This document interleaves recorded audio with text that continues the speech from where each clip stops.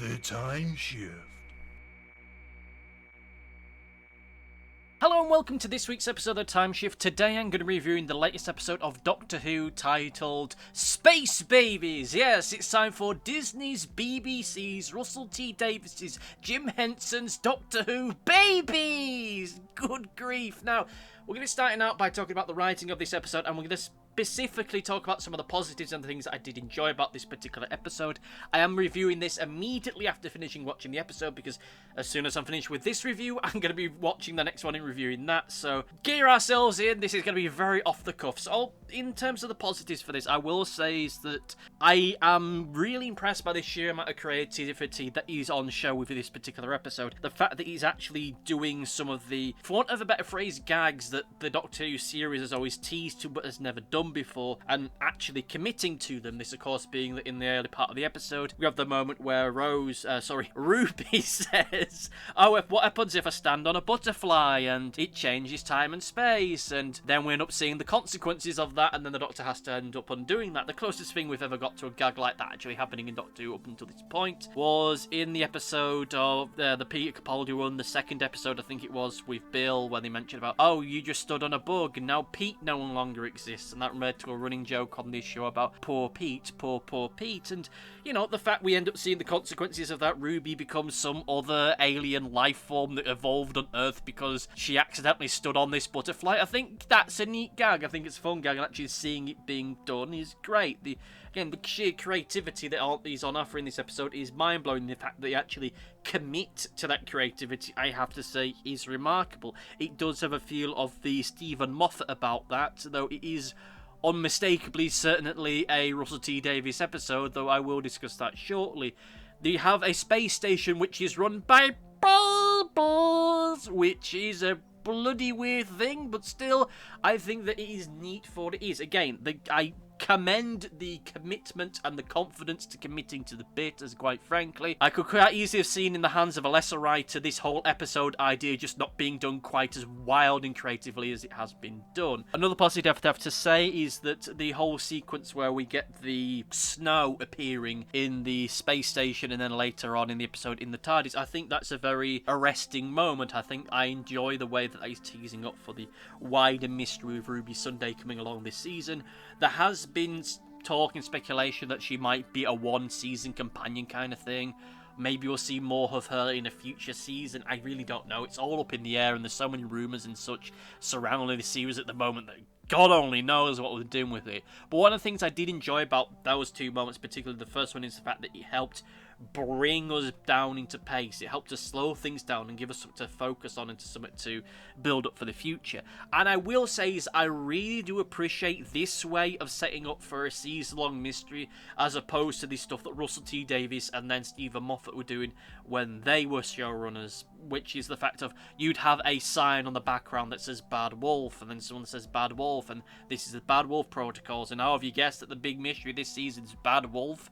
And that entire process will continue on and on and on until you get these very Harry-Vandy references to things like the Promised Land, and it just feels very deliberate. This way feels a lot more natural. I will admit that it still feels heavy-handed, and it does really signpost the drama of this season quite heavily, but I will, again, accept that because it feels as though we're getting into a mystery that's going to be slowly unraveled before our eyes, rather than just signpost it and going, "This is the thing to pay attention to, this is the magic word of the season, keep an eye out for this magic word, and be sure to post all your theories onto youtube.com.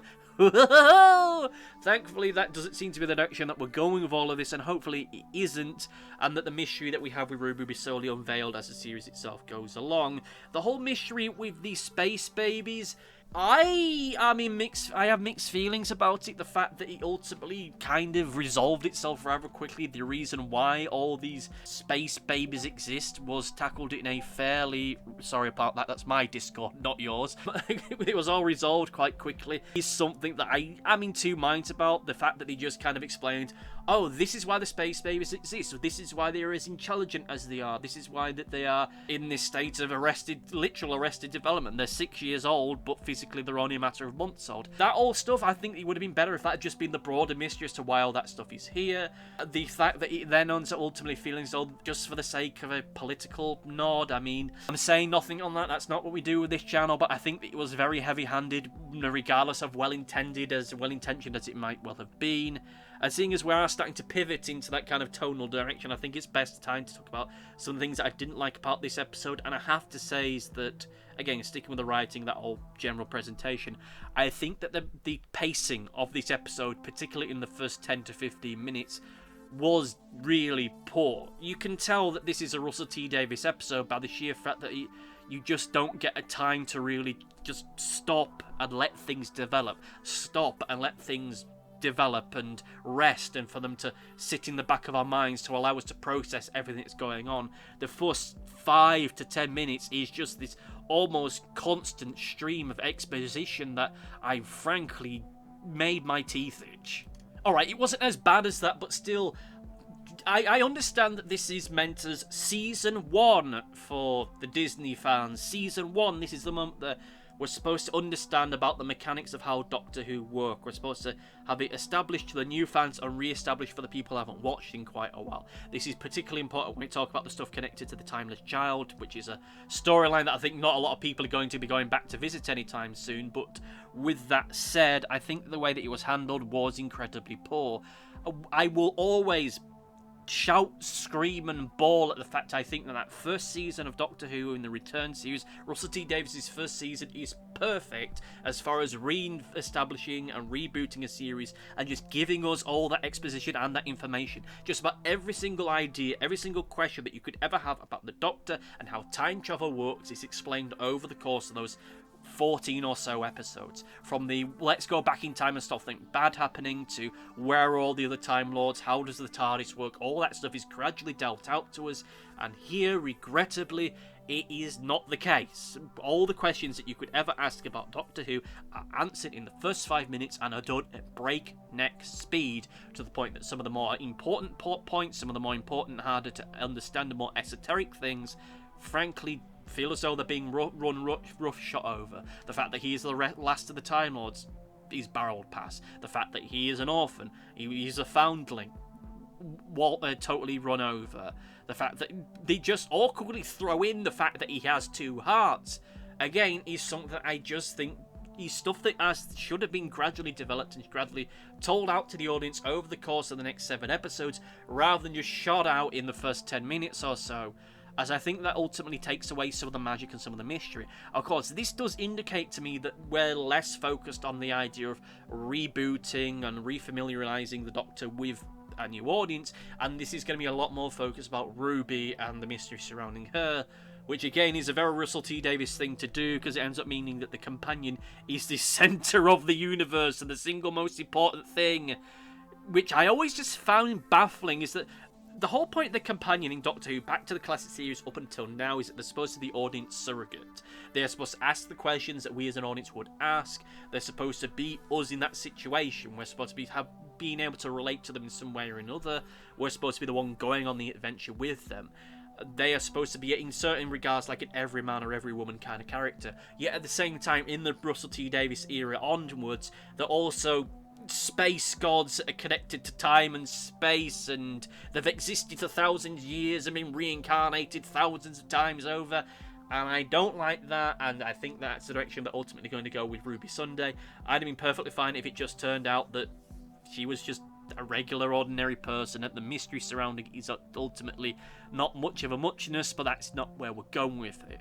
The other issue that I had with this episode is the whole ending sequence. I understand that we have this rather touching moment, it has to be said, where the Doctor says is that, I forget the exact quote, but it's something as like no one's born a mistake, no one is not born right, or words to that effect. I think that's a touching thing, at least the way that Cootie Cat were delivered it and the way that it was originally written was touching. My mishandled interpretation of it in this current moment, less so, but that's a great moment. Then you have the thing at the end of the episode where the bogeyman is saved. This killer, bitey monster creature is saved at the last minute because the Doctor feels some sense of sympathy for it because it's the last and only of its kind, which I can understand that was the direction that ultimately things played out, and I can accept it. I'm not going to stand here or rather sit here and spend the next 10 minutes complaining and ranting and raving about how the Doctor should have just killed that thing and had done with it, as I think that is ultimately against the spirit of the programme itself. And from what we see of the bogeyman creature, he actually hasn't killed anybody, so you can't turn around and say that, oh, the Doctor's doing like he did in that weird episode with the emoji robots, because that was a whole other thing. Like, the emoji robots killed almost all these colonists, and the Doctor just says, it's fine, I think they're okay now. This time isn't the case. This is just some strange alien life form that isn't properly understood. So I get the idea that that's the solution. I get the idea that the Doctor's doing the don't kill it thing. I get that. I totally get that. I just feel that if we were to go down this path, that maybe we should have spent more time establishing the monster in some regards. I'd hate to go down into the how I would have done it path, as I think that is the road to ruination for many a critic and many a reviewer, but I do feel as though you could quite easily have had a moment where the Doctor finds its nest and just finds a bunch of toys and such here, because it really isn't a nasty monster. It just is rather territorial, not really properly understood, and it's not a carnivorous thing. It's just it's not as scary as it seems. I think that's ultimately the direction that they needed to go with that, but regrettably that's not where it ends up going. I think that it's a case of scene missing. It feels as though there's a little bit of the connecting tissue here that isn't quite there. No pun intended, bearing in mind the creature's made of snot, which I think was a fun gag. I think that they actually lent into the bogeyman thing. The fact it is bogey by name, bogey by nature. Again, great creativity there at the heart of it. I think there's a lot of brilliant creativity within this episode. It feels like a masterclass of just doing it. There's no hang-ups here. There's no attempts to make it overly realistic or overly grounded. We're leaning in something that's more fantastical and strange and weird, and I can respect that.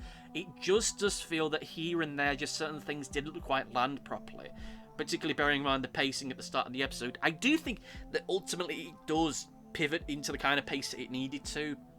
That doesn't feel as though it comes until midway through the episode itself, but you know, you can't get the eggs out of an omelette, so we might as well move on and talk about the performances. And we'll just say that the jury is currently still out on Ncuti Gatwa as the Doctor. It's still very early days, and I have to say is that I found his performance in this episode regrettably somewhat inconsistent.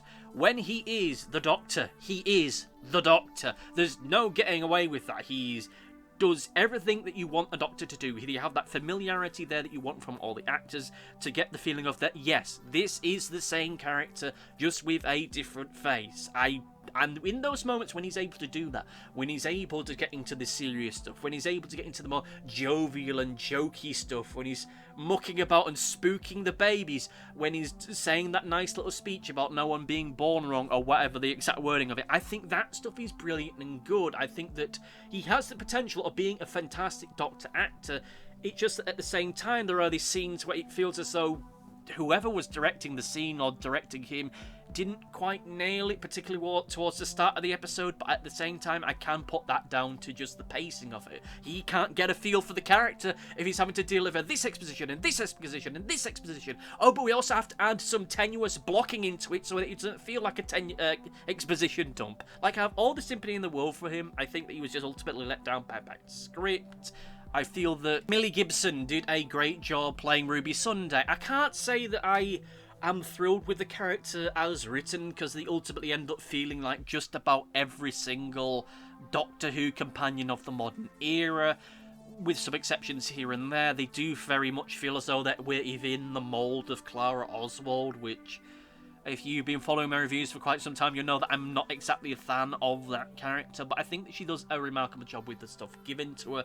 There are certain moments, again, where it feels as though she's being underplayed, purely and simply because of the pacing of it. It's just another situation of when she's given time to actually play the character, when she's actually given something to do and something to work into, great, thumbs up. Same with Ncuti Gatwa, great, thumbs up.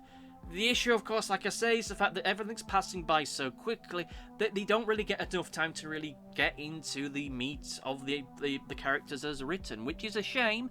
We'll soon see where this all goes in the next episode or so. we'll soon see. That's all I can say right now, as I'm going to be watching this in the next few minutes or so. With all that said, let us get into the overview, and I have to say that this is a good season opener. I don't think that this is the best season opener that we have ever had. Certainly not the best opener for a new era of Doctor Who. Like, I think it was in the Church of Ruby Sunday, with the Church on Ruby Road or whatever it was, at Christmas, that I felt that was a weak opening to a new Doctor's run, and regrettably, if we were to ignore that and just treat it as a special, I do feel that this is a very weak opening to a new Doctor's run. I don't want to be too harsh on it, because, again, I think that the creativity here has to be celebrated. Just going out of its way to just be as bold and brassy and confident with what it has there deserves all the praise in the world. It ran fast, broke things, and apologised after the fact, and I think that certainly in the realm of pop science fiction, that is something that should be done more of, and not getting lost into weird arguments about lore and continuity. Just going out there, having fun, and working with it, that needs commending. But at the same time, it did feel a little bit weak to me. It did feel almost like a latter-day David Tennant episode. And whilst I've not done reviews of that era, I wasn't exactly thrilled with that then. It feels as though a lot of the creativity here doesn't quite live up to its potential. With that said, still a fantastic episode.